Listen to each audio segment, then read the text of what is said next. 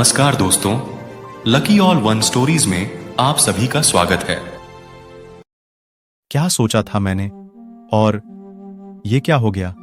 मुझे गलत साबित करने में मुकम्मल ये जहाय हो गया। तेरे कहे एक लफ्ज से मेरा हौसला तबाह हो गया। जो मंजर मैंने देखा ही नहीं, मैं उसका चश्मदीद गवाह हो गया। दोस्तों, ऐसे ही एक कहानी है। ट्रक में सारा सामान रखा जा चुका है। बेटा और बहू जाने के लिए अपनी कार की ओर बढ़ जाते हैं। बेटा करण माता और पिता के पैर को छूकर चालक की सीट पर बैठ जाता है। माता पिता उसके सर पर हाथ रखकर भरी मन से विदा करते हैं। बहू हाथ जोड़कर अपने पति के बगल में बैठ जाती है। कुछ देर में कार आंखों से ओझल हो जाती है। मां सावित्री अपने चेहरे पर बह रहे आंसू को पोंछती है और पति के साथ धीरे धीरे कदमों से घर की ओर मुड़ जाती है।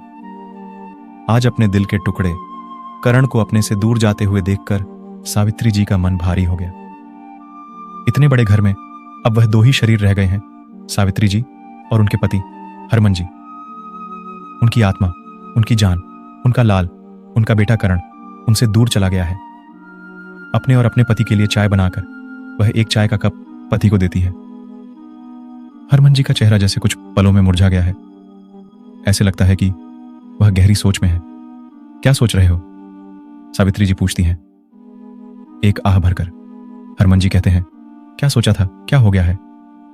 हमने कितने लाड प्यार से बेटे को पाला है, उसकी हर इच्छा पूरी की।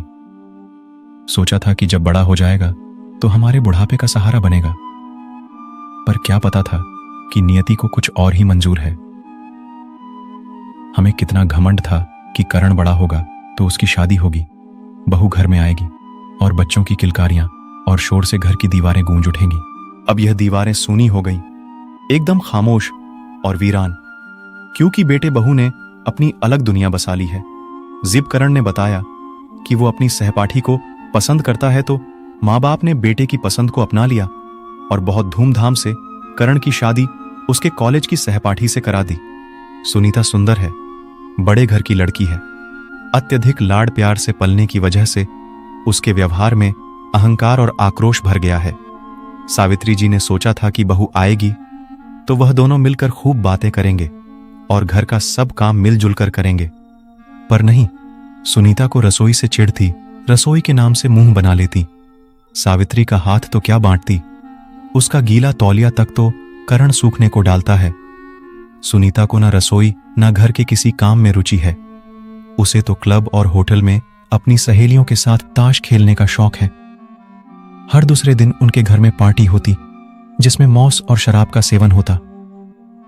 बस यही सब सुनीता को पसंद था। ऐसे नहीं कि उन्होंने सुनीता को नहीं समझा, करण से भी बात की, पर सुनीता ने तो यहां तक कह दिया कि अगर उन्हें सब कुछ अच्छा नहीं लगता तो वो अलग हो जाते हैं।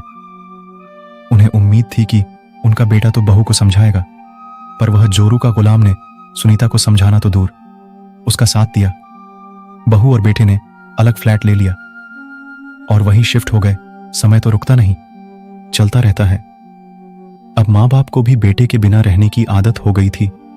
सुनीता ने कुछ समय बाद एक प्यारी सी बेटी को जन्म दिया। अपनी पोती को देखने गए तो हैरानी हुई कि पोती को आया ने अपनी गोद में लिया है और शीशी से उसे दूध पिला रही है।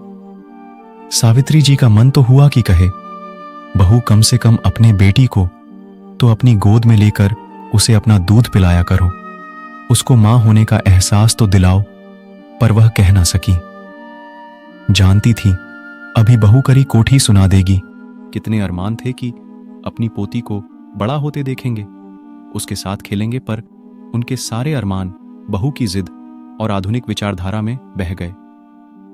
एक दिन रात के करीब 3 बजे होंगे।